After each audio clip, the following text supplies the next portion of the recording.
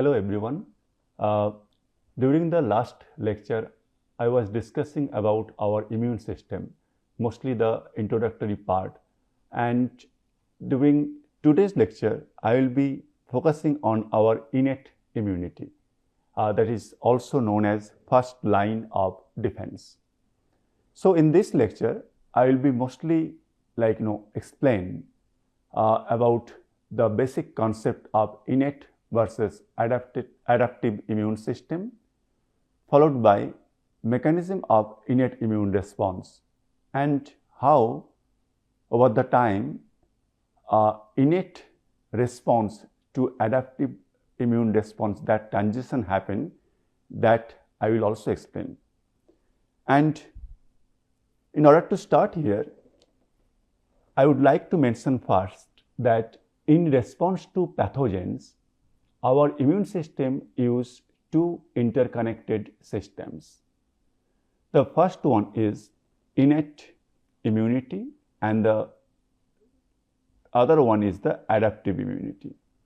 So from the name itself, it suggests that innate, that means it's inborn. Whatever the response we use in case of innate immunity, those are present from our birth, inborn. And adaptive immunity, it's acquired during the lifespan. Over the time, somehow our immune system learn different types of enemy, pathogen, microbes, and as a result of that, they develop their immune system in such a way that they can defend in a better way. So I will explain all those things in right time. But now think just overall idea about innate and adaptive immune response. So here, if you imagine that these are some bacteria, okay?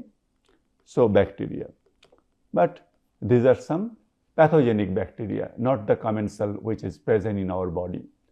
Now, when these bacteria invade to some human individual, when we are getting infected by some bacteria, then what will happen? So, as I already mentioned, our innate and adaptive, both arm of immune system will act on it. But at the beginning, we will be seeing that innate immunity is responsible to protect us because the response, the innate response is very fast and it initially tries to halt the infection. So that somehow it is trying to prevent the infection so that bacteria, whatever enter in our body, it cannot multiply so quickly, right? And then if you see, the next point is no memory. So as a result of that, what I'm trying to say by no memory, that again after 6 months, after 1 year, if I am getting infected by the same bacteria, but my innate immune system will work in the same way. So they will think that again it is coming for the first time. So this is how our innate immune system works. On the other hand, if you concentrate on our adaptive immunity, you will be seeing that the response is slower. It will take some time. It will take at least 4 to 5 days, sometime even more, in order to initiate the adaptive immune response. So that's why I told at the beginning, first few days, our innate immune system, that is taking care of this infection so that it cannot spread so quickly. And then adaptive immune system is also kind of coming into place. So its response is slower and it will be able to stop the infection. It will properly control the infection. And at the end, there will be some kind of memory.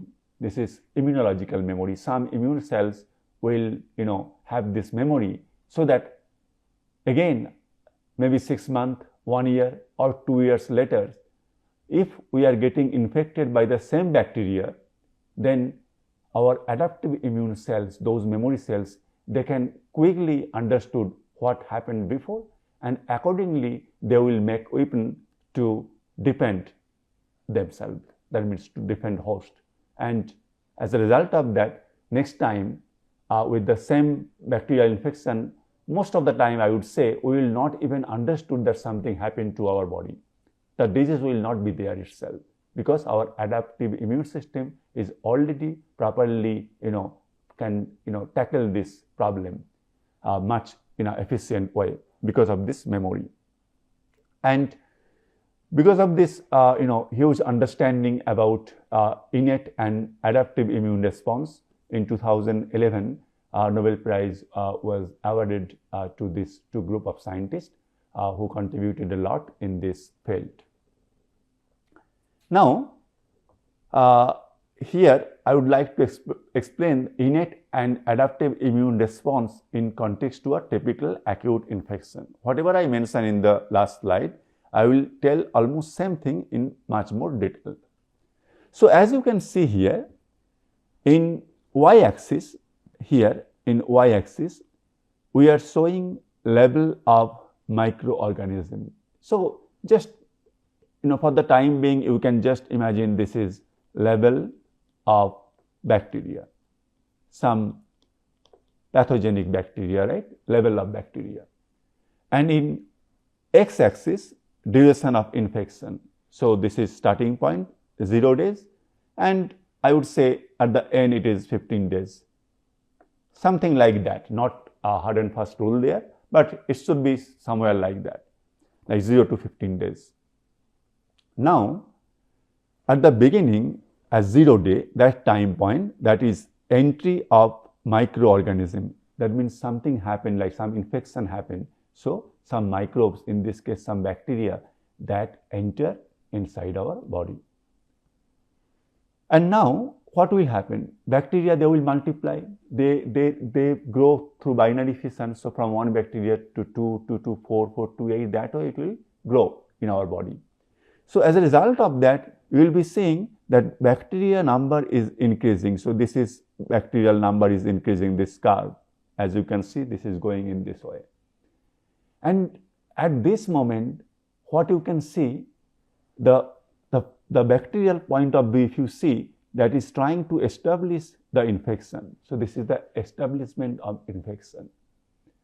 But at this time point, from the very beginning, within our innate immune system is trying to prevent ourselves, trying to kill bacteria by different methods I will be discussing soon.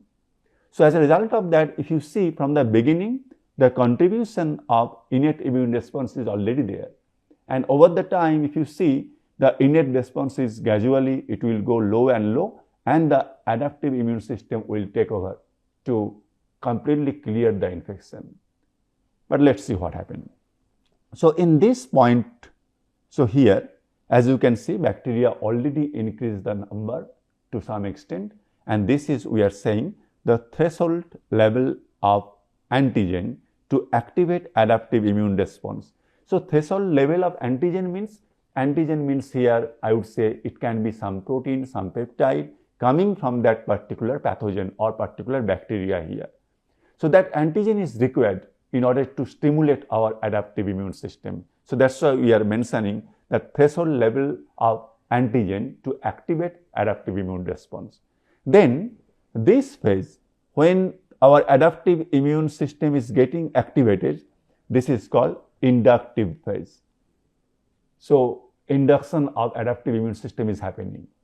Still, if you see that innate immune system, innate immune response is still there, they are still trying to protect us, because if that is not protecting, then bacteria or pathogen, they can multiply very fast and we will be too sick. So, it is trying to protect so that our adaptive immune system can take over this challenge, and together innate and adaptive, they can clear the infection. And you will be seeing this is like here, no more growth of pathogen or bacteria. So, that means somehow like innate and adaptive together, they are tackling in a better way so that they cannot multiply anymore.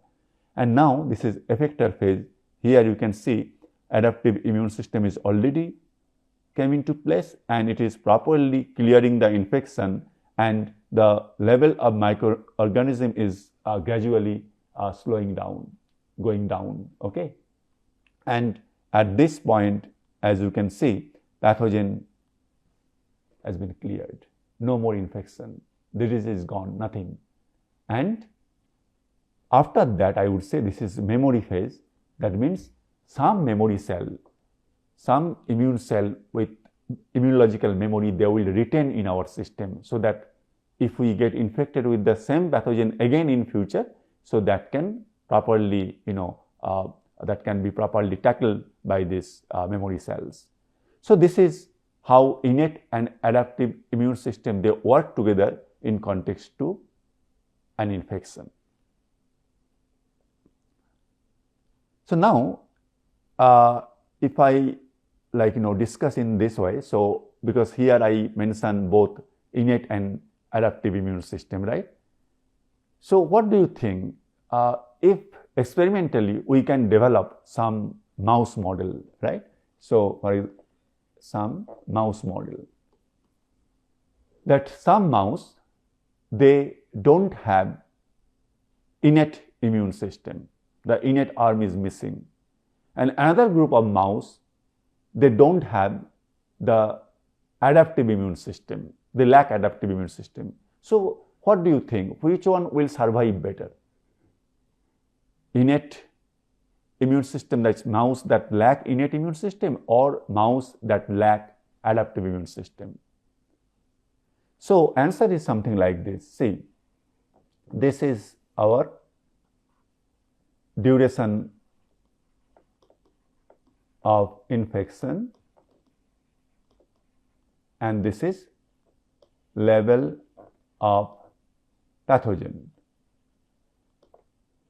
level of bacteria, pathogen, whatever you say. Now, in a normal condition, in a normal mouse, as you have already seen,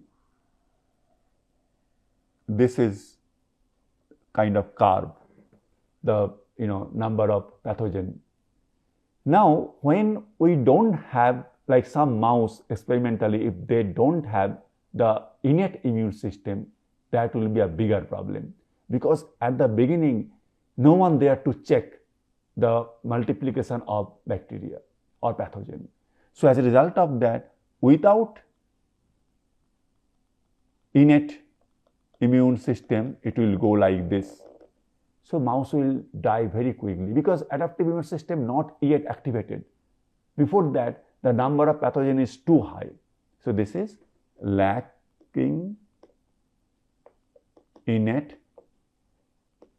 immune response. Okay, lacking innate immune response.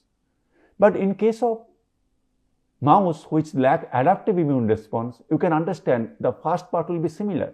So as a result of that, I would say, so if this is mouse that lacks adaptive immune response, see, this is going like similar way, because up to this, there is no such role of adaptive immune system.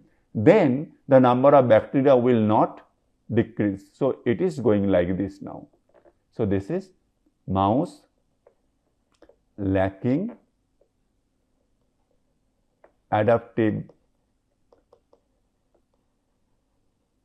immune response.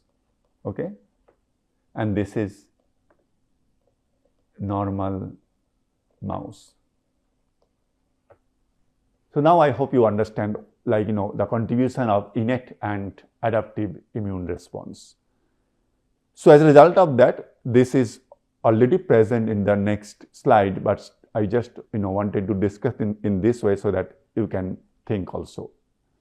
So I would say losing the innate arm of the immune system results in more disastrous outcome than losing the acquired arm. Acquired arm means the adaptive immune system, and innate arm means the innate immune system here.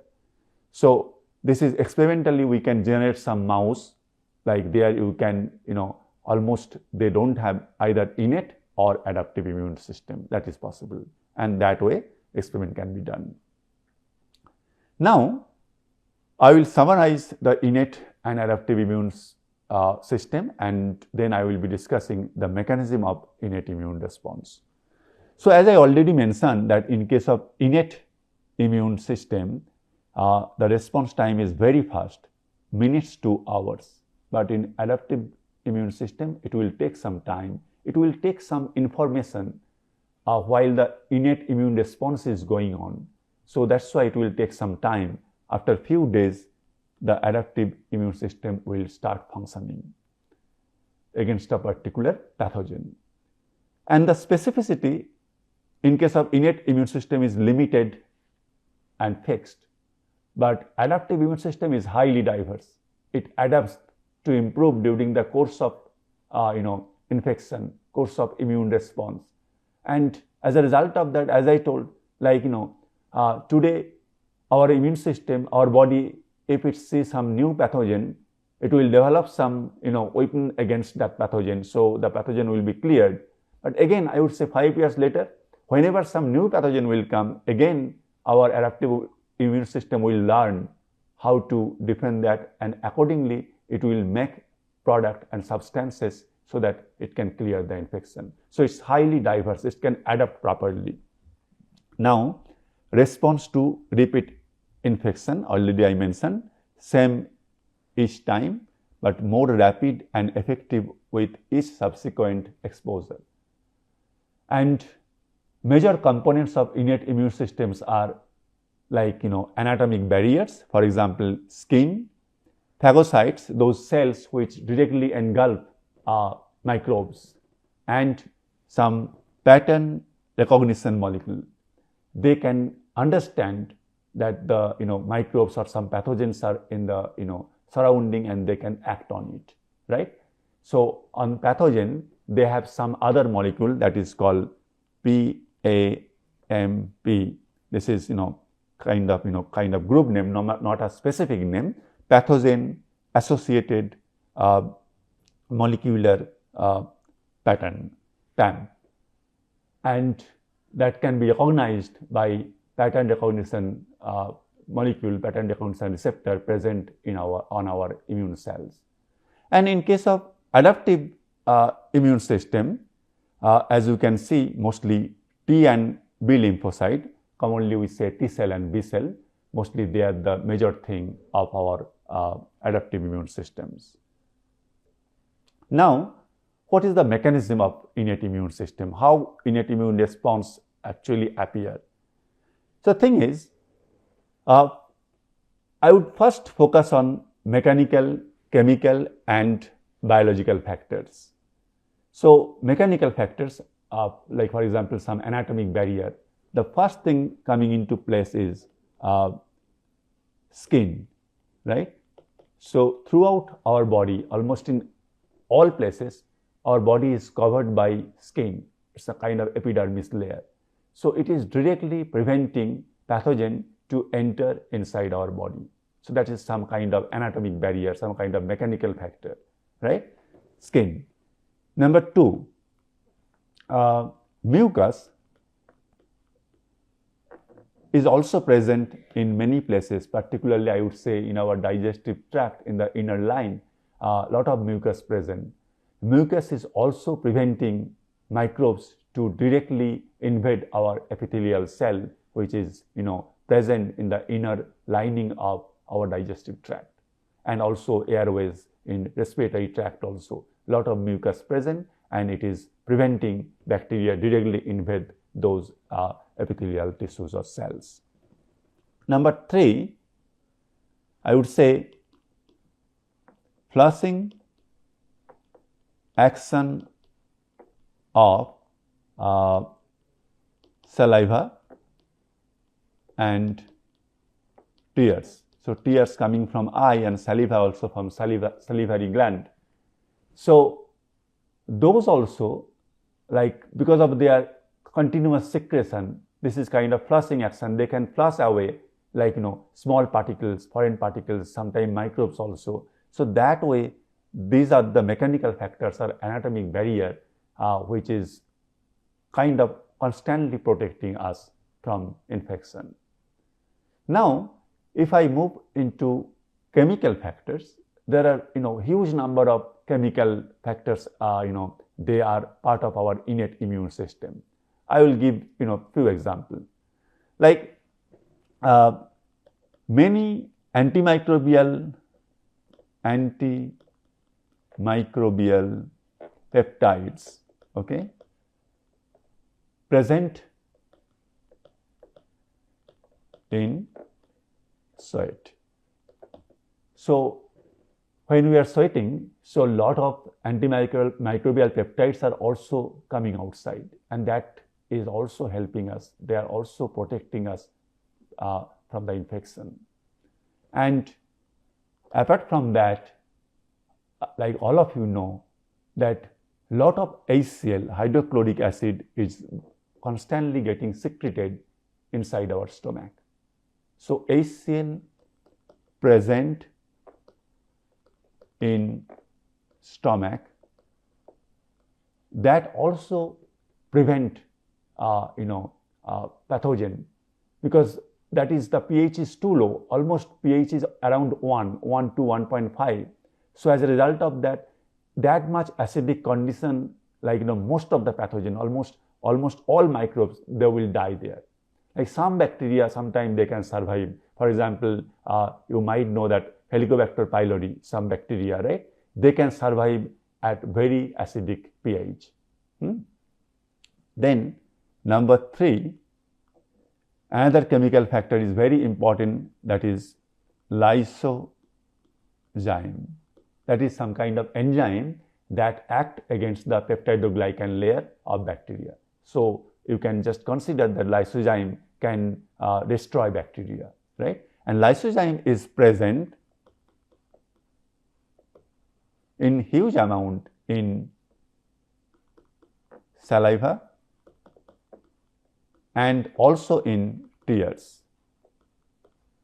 So these are some example of chemical factors that also protect us. Then coming into biological factors. Like, there are a lot of microbes. Those are not pathogen, good microbes, commensals, right? They are present. I would say around 1,000 different species of bacteria present in our oral cavity and digestive tract. So that means lot of different types of bacteria present in our digestive tract, and they are not creating problem to us. Rather, if some pathogenic bacteria, pathogenic microbes, they are trying to colonize in our body, then they need to compete with this good bacteria which is already present. So as a result of that, these bacteria, they are also preventing us. They are actually helping us, I would say, from the infection.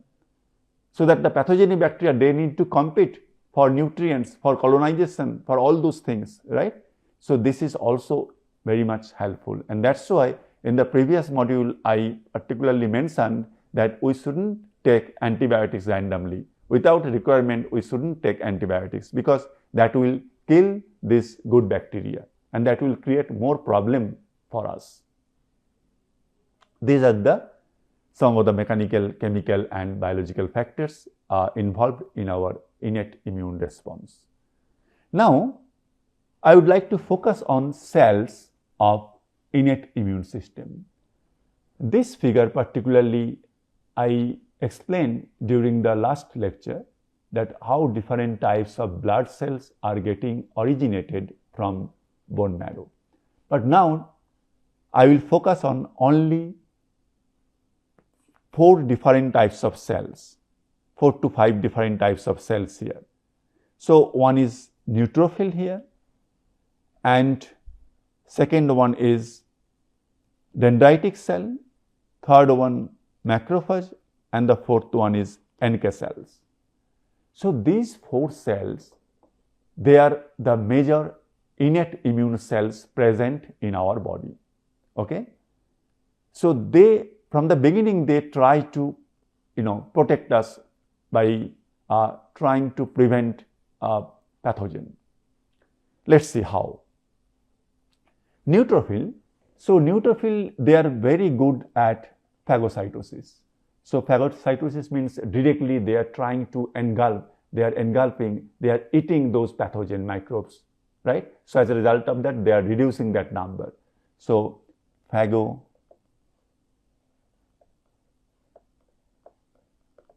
phagocytosis. And then the next one is macrophage. So macrophage, they can also, like, that they have two major functions. One is phagocytosis and antigen presentation. So I will discuss in detail what is antigen presentation. This is antigen presentation is the beginning of adaptive immune system.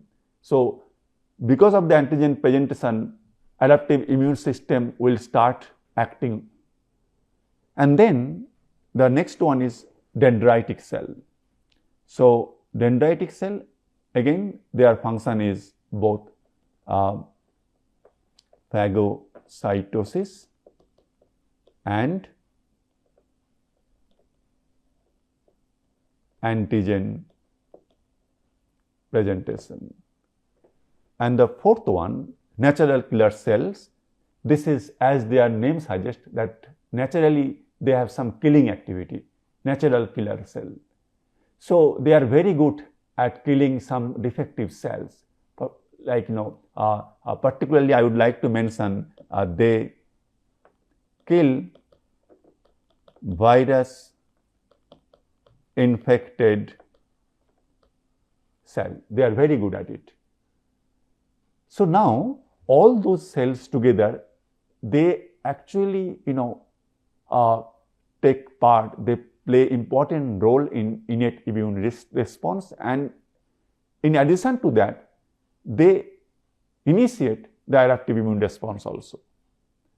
And I would also like to mention how macrophage dendritic cell, how they understand that, some problem is happening and they will take care of this. I'm just giving you one example. See, for example, if this is epithelial layer, some epithelial cells I am mentioning.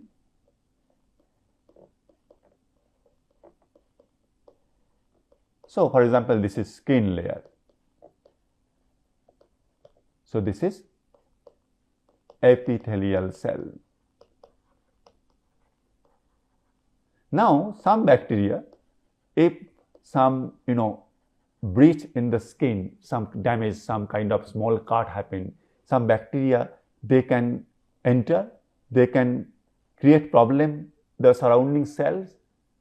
So from the damaged cells, some kind of, signature molecules coming up. So that can be different, types of molecule, but those molecules together, they are coming from our own cell, particularly damaged cells. So those are called alarmins. So as the name suggests, they are sending the alarm that some problem is there, okay, some damage happened. This alarmins will alert dendritic cell. So this is DC, dendritic cell, this is DC, okay, DC as well as macrophage. So they will alert dendritic cell and macrophage so that they will take care of this problem, so very quickly. They will try to phagocytose those bacteria, right? So this is, I'm just giving one example. Now let's see. In more details, I'll be discussing what happens after a breach at the epithelial barriers, such as skin. As you can see, this is the intrinsic epithelial barriers. So it prevents infection. So this is skin everywhere present, and it's helped a lot. Now, as you can see, this is, if I say this is now skin, and just below the skin, the subcutaneous layer, and here this is our blood vessel, okay. Now, some bacteria, as you can see here, they adhere to the epithelium. That means they adhere to the skin. Now, local infection might happen because of some breach at the epithelial barrier, So this is local infection. As you can see, those bacteria, they are now entering inside the tissue. So these are the bacteria, they are coming inside the tissue. And as I just mentioned that alarmin and all those things, I'm not going into that details, but what is happening here, this is DC and this is macrophage. So those are tissue resident macrophage or tissue resident dendritic cell. Most of those cells generally present inside blood, okay, and some lymph node in some other portion, specific portion of our body. But they also present in tissue. Those are called tissue resident macrophage and tissue resident dendritic cell. They quickly assess this problem and they will defend, like they will try to kill those. And not only that, they will send the signal. You can see this dendritic cell again, like they are recruiting more dendritic cell and macrophage inside the local infection so that challenge can be taken over in a better way. So all these things that will create some kind of symptoms of local infection. And because of this interaction between the pathogen and this dendritic cell and macrophage, they will also activate our adaptive immunity. So that I will discuss in the next lecture. But now, what are the symptoms of this, local infection and this epithelial breach? So that I will summarize in this slide. A fundamental type of response by the body to injury or local infection is characterized by some classical sign.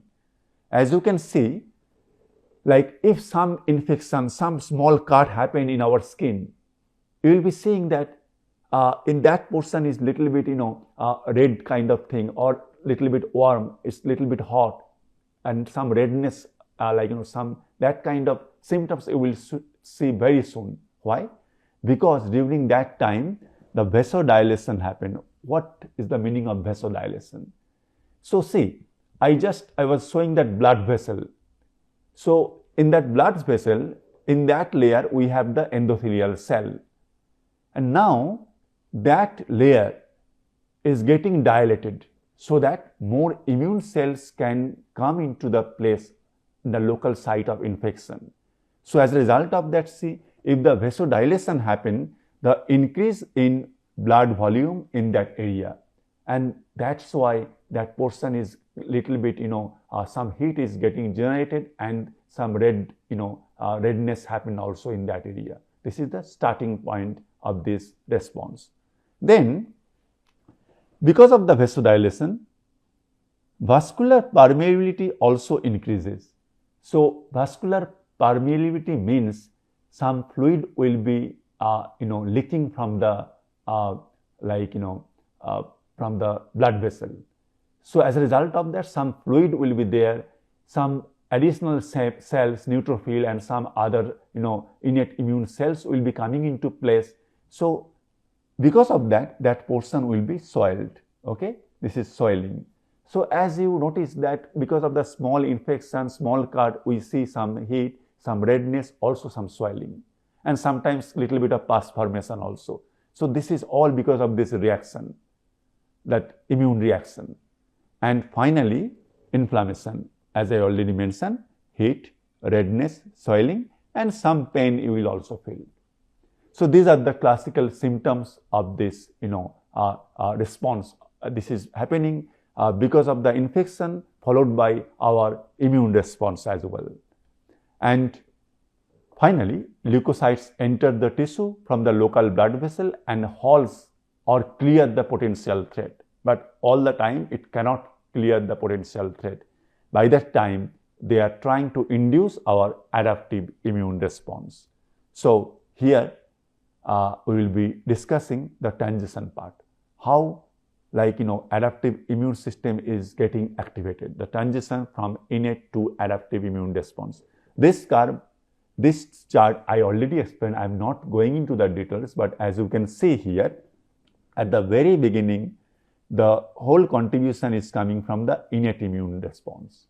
Then slowly, as you can see, the innate response, it is coming down. It's not that much requirement for that particular pathogen.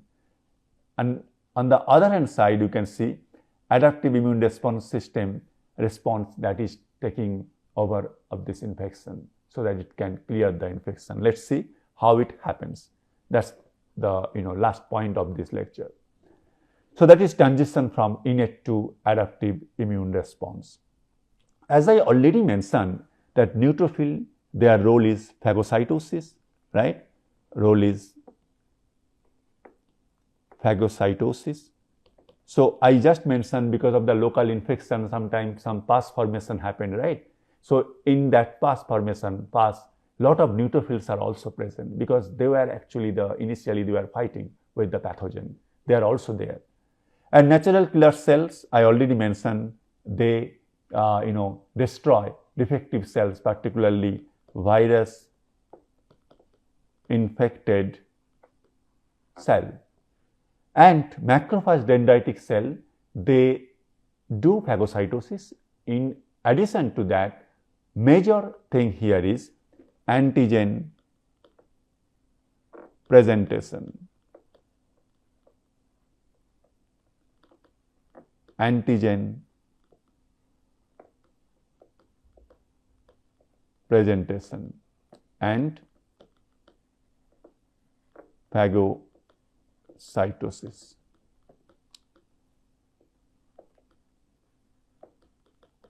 This is very important. They phagocytose pathogen, microbes, and they process that information, what is present inside the microbes, and then they display some kind of signature, some kind of antigenic signature on their surface to activate our adaptive immune system. So here, if you see, I mentioned here proteins eaten by APC. APC means antigen presenting cell. So I can say macrophage is one APC. Dendritic cells, they are also APC, antigen presenting cell. Okay. So proteins eaten by APC, how they are eating the protein? Basically, they are engulfing, they are phagocytosizing those microbes, and they are breaking down those microbes into small pieces. And in microbes, you have different types of biological macromolecules. Proteins are also there, right? So from this protein, they will make small peptides, right? So these proteins are broken down to small pieces. Those are called peptides, and you can say these are antigenic peptide or just antigen, you can say, which are loaded on special receptor which are called MHC, major histocompatibility complex, present on the surface of macrophage and dendritic cell. So the basic idea, if I show you here, this is some kind of bacteria, pathogen. Then this is one dendritic cell, DC. The next step, what will happen? So DC will engulf this bacteria. So this is DC. I am not showing nucleus of DC or all those things, not important here. Then inside the DC, this bacteria will be broken down into small pieces, and they will make some peptides also, right? Peptides. Those are called antigen, protein antigen particularly. And now DC, on their surface, they have some specific type of receptor which is very important, which are called MHC, major histocompatibility complex. They are presenting this antigen. So these antigens are coming from where then? These antigens are coming from this bacteria itself, from this bacteria. So now this DC, which is presenting antigen through this MHC, they will now help our T cell to learn what kind of information present in this bacteria. And as a result of that, our T cell will learn how to make a specific type of weapon, specific type of reagent, so that we can fight against this bacteria. This weapon is particularly, I would say, antibody. I will be discussing in some, in some other lecture. But anyway, so this is the steps how like transition from innate to adaptive immune response happen. Okay, so that's all. During the next lecture, I will be discussing about our adaptive immune response. But remember, this innate response is very important at the very beginning, and they are preventing the growth of these microbes.